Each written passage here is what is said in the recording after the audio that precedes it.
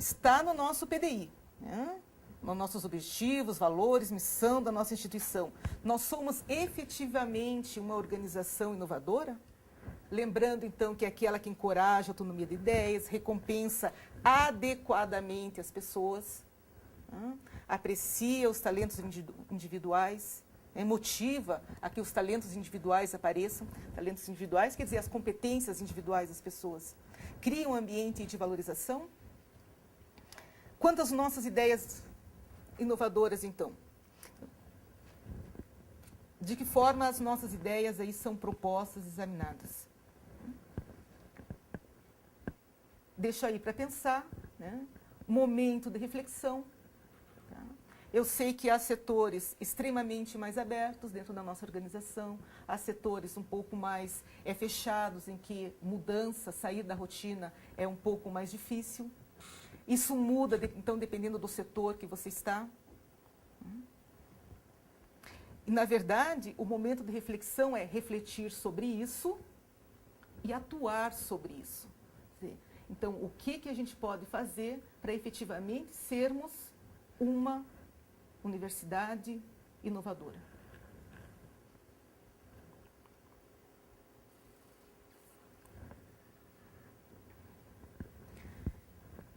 Dando sequência, vamos falar então das práticas de estímulo à inovação.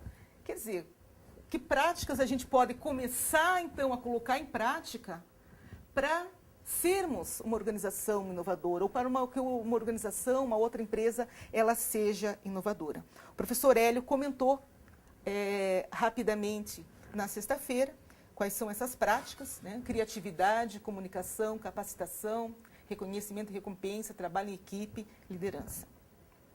Deixei destacado ali a questão da criatividade, porque me propus a trabalhar hoje com vocês apenas este conceito.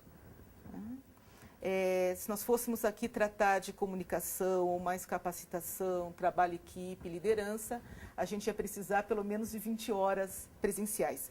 Mas esses outros aspectos, a gente vai estar colocando textos no Moodle de leitura e complementar e leitura obrigatória, e estamos aí, né, sempre à disposição para tratar de qualquer um desses assuntos. Diga-se, são cursos que a gente tem proposto também aí na instituição através do CEDEP. Sempre está saindo algum que trata desses aspectos. Tá? Então, importante até para vocês que eventualmente façam algum desses quando forem propostos. Então, como eu tinha dito lá nas primeiras transparências, quem faz a inovação são as pessoas. As pessoas fazem inovação através das ideias que elas apresentam. Ideias novas, ideias que tragam aí algum tipo de valor agregado. E também já comentei rapidamente que a burocracia é um dos principais entraves, né? A criatividade, ela é minada diariamente na organização, de uma forma até muitas vezes involuntária, devido a uma certos tipos de atitudes gerenciais. Né? Se a gente tem uma chefia extremamente autocrática, se a gente tem uma estrutura extremamente burocratizada e extremamente formal, não há espaço para imaginação. Se não há espaço para imaginação, não há espaço para criação, eu não posso ter ideias. Opa! Desculpe. Tem uma pessoa aqui bastante assustada, coitada. Essa pessoa deu uma ideia e ela ouviu das outras pessoas tudo isso que está colocado aí. Isso é demasiado caro, o chefe não vai gostar, precisa de mais estudo, nosso negócio não é esse. Até agora temos ido bem, para que mudar? Tá? E quem acompanhou os processos de mudança, de término do ensino técnico, né, início dos cursos de tecnologia, a transformação da nossa instituição numa universidade, com certeza houve bastante. Eu ainda ouço no meu departamento, no tempo do técnico era melhor. No tempo do técnico era diferente. Sempre fizemos desse jeito e não vamos mudar. Eu tenho colegas professores que conseguiram adaptar os seus conteúdos de disciplina universitária para darem o mesmo conteúdo que davam no tempo do técnico.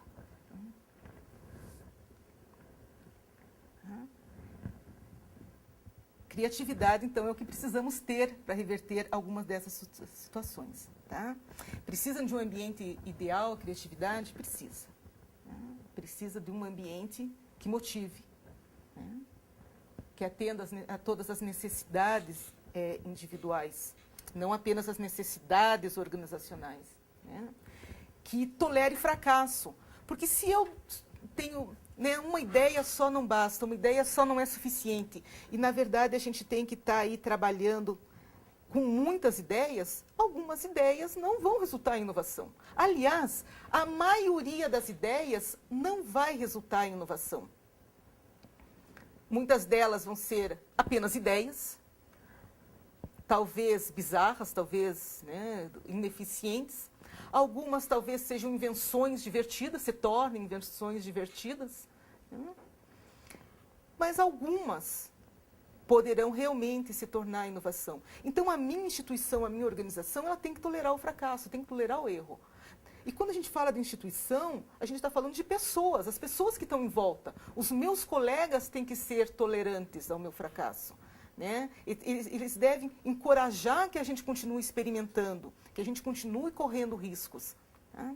Tem que criar espaço para que essas ideias surjam, que as pessoas possam manifestar essas ideias.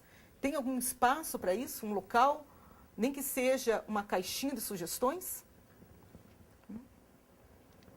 Uma estrutura organizacional flexível, né? Aberta a mudanças.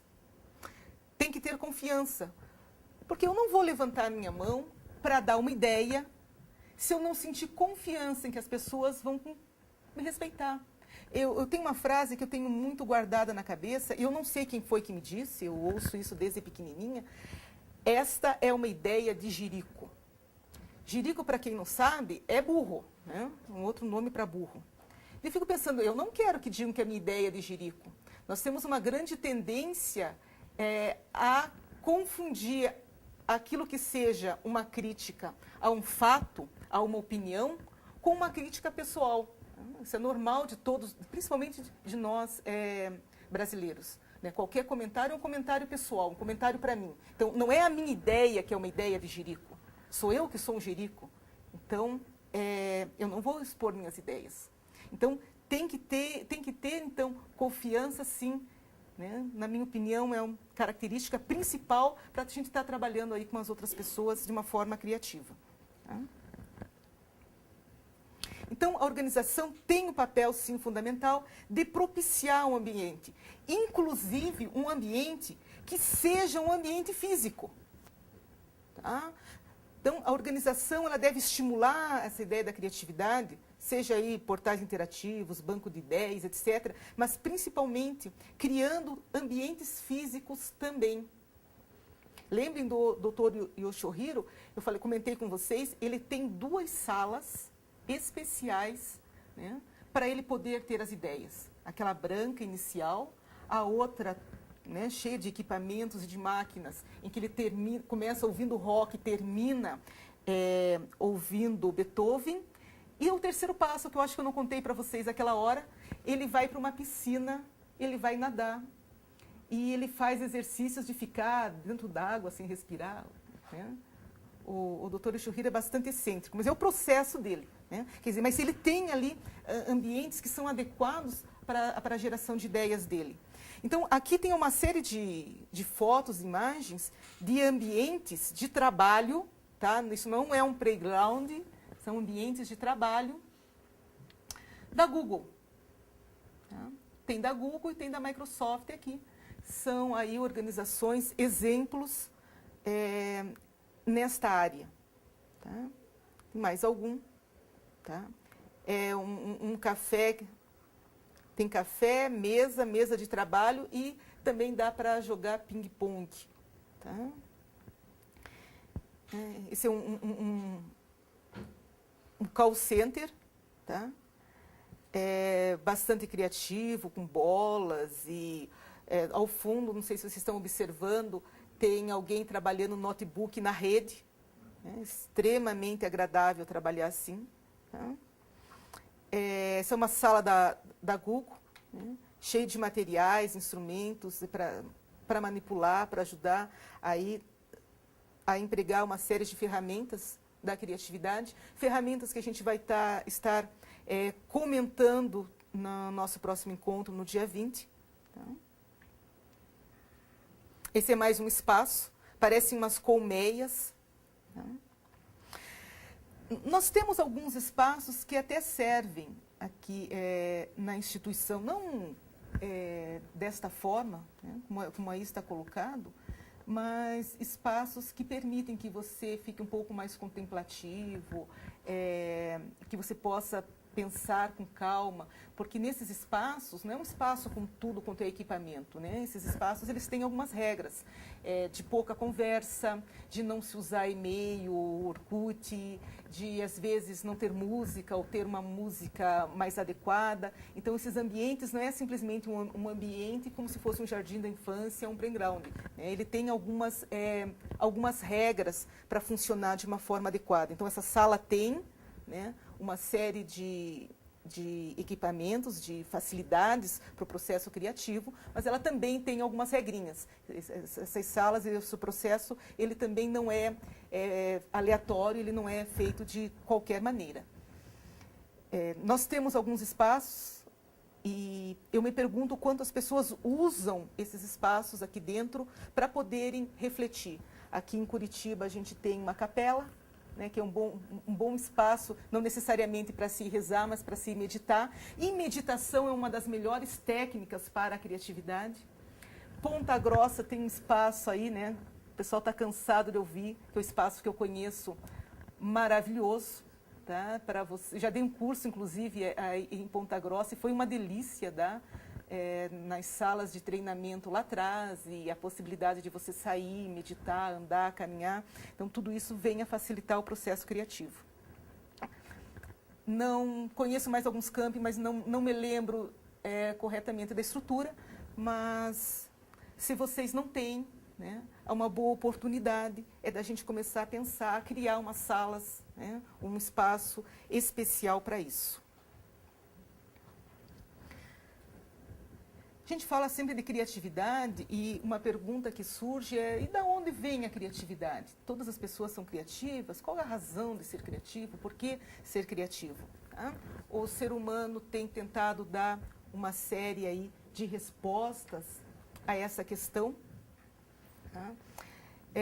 No início dos tempos, né, os antigos gregos diziam que isso era coisa dos loucos, né, só os loucos que eram criativos. Muitos achavam que era um dom, né, dado por Deus, um presente dos deuses. Tá? Então, ao longo do tempo, os homens aí têm dado diferentes respostas à questão de como surge a criatividade, de onde ela vem. Tá? Com um pouquinho mais de tempo, tá, a gente poderia discutir de onde surge a criatividade, analisando os nossos hemisférios cerebrais, direito e esquerdo. Né? O lado direito controla o lado esquerdo controla o lado direito. O lado direito é o cérebro, a parte do cérebro que controla muito mais as questões racionais, a parte da lógica, e a parte da imaginação está do lado esquerdo. Então, a gente tem até aí livros aí como utilizar o lado esquerdo do cérebro. Por que tudo isso? Porque, na verdade, todos nós nascemos altamente criativos. É só a gente ver de que forma as crianças pequenas, os bebês, vão resolvendo os problemas que surgem para eles. E eles resolvem esses problemas de uma forma muito criativa. E porque, à medida que o tempo vai passando, a gente vai perdendo isso. A gente vai perdendo devido à educação, seja familiar, seja educação na escola, educação de rotina, educação rígida, que exige respostas prontas das pessoas, né, respostas decoradas. A gente aprende muito em siga o modelo, faça de acordo com o outro está fazendo. Quer dizer, se você fizer o diferente, você é o diferente, e o diferente não é muito aceito. Então, a gente vai perdendo, vamos rotinizando as nossas vidas e perdendo muito da criatividade, a chegar no momento que a gente acha que não somos pessoas criativas.